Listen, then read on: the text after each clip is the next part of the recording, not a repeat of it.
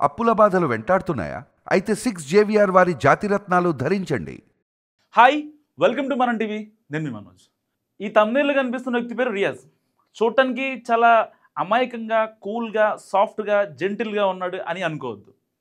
నరరూప రాక్షసుడు వీడు. వీడి ఏజ్ 25 ఇయర్స్, కానీ వీడి మీద ఉన్న కేసులు 50కి పైగా. రౌడీ షీటర్ కూడా ఓపెన్ అయింది నిజామాబాద్లో. ఇలాంటి వాడిని చంపేస్తే కొంతమంది మాట్లాడుతున్నారు, ఎన్కౌంటర్ ఎందుకు చేయాలి, ఇంకా బెయిల్ ఇవ్వాలి కదా, లేకపోతే కోర్టులు ఉన్నాయి, పోలీస్ స్టేషన్లు ఉన్నాయి, జైళ్ళు ఉన్నాయి, వీడిని మేపాలనా? ఇంకా ఎన్ని రోజులు మేపాలి వీడిని? వీడు చేసిన హత్యలు కావచ్చు, సుపారీ గ్యాంగులు కావచ్చు, ఇంకా వీడు చేసిన దొంగతనాలు కావచ్చు, ఎంతమందిని ఇబ్బంది పెట్టాడో. సో వాడి గురించి తెలియకుండా చాలామంది మాట్లాడుతున్నారు. సరిగ్గా నిజామాబాద్ గవర్నమెంట్ హాస్పిటల్లో ఎన్కౌంటర్ జరగడానికి, రియాజ్ ఎన్కౌంటర్ జరగడానికి 10 నిమిషాల ముందు ఏం జరిగింది అనేది ఇప్పుడు నేను మీతో డిస్కస్ చేయబోతున్నా. సరిగ్గా సోమవారం తెల్లవారుజామున మనోడు ఎన్కౌంటర్ జరిగింది నిజామాబాద్ గవర్నమెంట్ హాస్పిటల్లో. సరిగ్గా అదే టైంలో పక్కన ఒక ఏఆర్ కానిస్టేబుల్, ఇంకొక 2-3 కానిస్టేబుల్ ఉన్నారు. ఆ టైంలో మనోడు ఏం చేశాడు, నాకు వాష్రూమ్కి వెళ్ళాలి అని చెప్పాడు. సో వాష్రూమ్కి వెళ్ళాలంటే ఏ పోలీస్ అయినా, ఇంకెవరైనా, నిందితుడైనా, ఇంకోడైనా కాదన్నారు కాబట్టి ఆబ్వియస్లీ కాదు అని చెప్పలేక డైరెక్ట్గా సరే వెళ్ళు బాబు అని చెప్పి ఆ వాతావరణం కల్పించారు అక్కడ గవర్నమెంట్ హాస్పిటల్లో. సరిగ్గా అదే టైంలో మనోడు ఏఆర్ కానిస్టేబుల్ దగ్గర ఉన్న గన్ని లాక్కునే ప్రయత్నం చేశాడు. బేసిక్గా వీడి డిఎన్ఏనే నరరూప రాక్షసుడు కదా. సో ఆబ్వియస్లీ మనోడు లాక్కునే ప్రయత్నం చేశాడు. ఆయన్ని కూడా చంపడానికి ప్రయత్నించాడు. ఆత్మరక్షణ ఇక్కడ కనిపించేది ఒకటే, ఆత్మరక్షణ కోసం అక్కడ ఆయన గన్ తీసుకొని ఏఆర్ కానిస్టేబుల్ ఎవరైతే ఉన్నారో ఆయన రియాజ్ని కాల్చి చంపేశాడు, కేవలం ఆత్మరక్షణ కోసం. నిజంగా రియాజ్ మీద ఇవాళ ఒక సానుభూతి, ఒక మానవత్వం ఎందుకు చూపించలేదు అనే వాళ్ళకి ఒకే ఒక సమాధానం. ఆ రోజున కానిస్టేబుల్ ప్రమోద్ ఎవరైతే ఉన్నారో అతన్ని అతి దారుణంగా హత్య చేశాడు రియాజ్. ఆ విషయం మరి ఎవరికి కనిపిస్తుంది?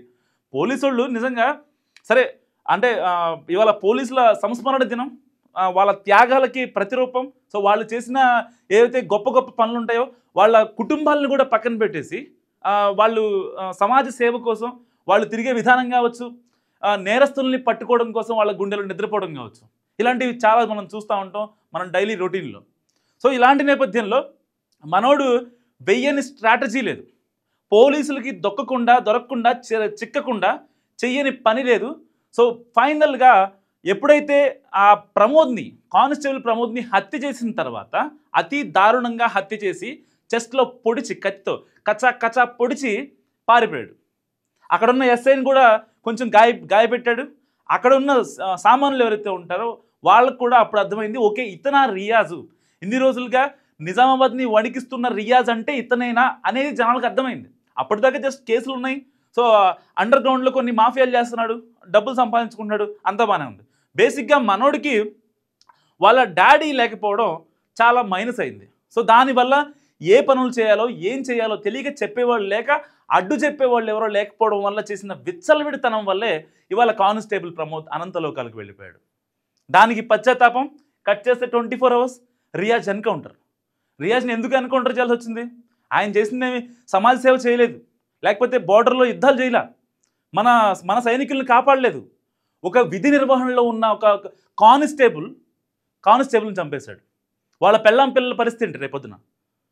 దానికి గవర్నమెంట్ ఉంది, కొంచెం 3 కోట్ల ఎక్స్గ్రేషియా ప్రకటించింది, అంతా బాగానే ఉంది. కానీ మనిషి లేకపోతే ఆ ఫ్యామిలీకి ఉన్న రేపొద్దున సమాజంలో వాళ్ళ పిల్లలు కానీ లేకపోతే వాళ్ళ పరిస్థితి ఏంటి? సో ఆ విషయం ఆలోచించకుండా ఎందుకు రియాజ్ని హత్య చేశారు, ఎన్కౌంటర్ చేశారని చెప్పి కొంతమంది ఎగేసుకొని పోలీసుల మీద మాట్లాడటం, లేకపోతే గవర్నమెంట్ బ్లేమ్ చేసేయడం. నిజంగా అంటే ఇంట్లో కూర్చొని 3 పూట్ల తిని గట్టిగా కొవ్వు పెంచే వాళ్ళు ఉంటారు కదా, వాళ్ళు మాట్లాడే మాటలు మాత్రమే రియాజ్ని ఎందుకు హత్య చేశారు అని. నిజంగా ఆయమన్నంగా ఉండేవాడు, కడుపుకు అన్నం తినేవాడైతే రియాజ్ని ఎందుకు హత్య చేశారు, లేకపోతే హత్య కరెక్ట్ కాదు, ఎన్కౌంటర్ కరెక్ట్ కాదని చెప్పి మాట్లాడరు. ఎన్కౌంటర్ కరెక్టే, చంపింది పోలీసు వాడిని, చంపాలి కదా. సో నిజామాబాద్ని గడిచిన 10 ఏళ్లుగా గజ వణికిస్తున్న రియాజ్ని హత్య చేయడంలో ఏమాత్రం సందేహం లేదు అండ్ తప్పు కూడా లేదు. ఎన్కౌంటర్ కేవలం ఆత్మరక్షణ కోసమే జరిగింది. దాదాపుగా ప్రమోద్ని ఎవరైతే కానిస్టేబుల్ ప్రమోద్ని చంపిన తర్వాత మనోడు ఒక నలుగురు ఐదుగురిపై దాడి చేసే ప్రయత్నం చేశాడు. హాస్పిటల్లో ఎలాంటి ఇబ్బందులు పెట్టకుండా, ఇక్కడ చంపేసినా సరే, కానిస్టేబుల్ని చంపినా సరే హాస్పిటల్లో ఎలాంటి ఇబ్బందులు పెట్టకుండా మనోడికి అన్ని సౌకర్యాలు చేయించుకుంటూ గాయపడి ఉన్నాడు అనే ఒక కన్సర్న్ చూపించి, క్రిమినల్ మీద కూడా పోలీసులు కన్సర్న్ చూపిస్తారు. ఎందుకంటే ఒక్కోసారి ఒక అమాయకుడికి శిక్ష తప్పించడం కోసం ఇద్దరు ముగ్గురు నిందితుల్ని, రౌడీ షీటర్లను కూడా వదిలేస్తారు పోలీసు వాళ్ళు. మన చట్టం అలా ఉంది. పోలీసు వాళ్ళకి కూడా ఆ మెకానిజం అది వాళ్ళ బ్రెయిన్లో ఇన్బిల్ట్ అయి ఉంటుంది. అలాంటి పోలీసుల సహనాన్ని పరీక్షిస్తే ఎలా ఉంటుందో దానికి రియాక్షనే ఇవాళ Riyaz encounter. So Riyaz encounter గురించి మీరేమనుకుంటున్నారో మస్ట్గా కామెంట్ చేయండి. చూస్తూనే ఉండండి మన టీవీ.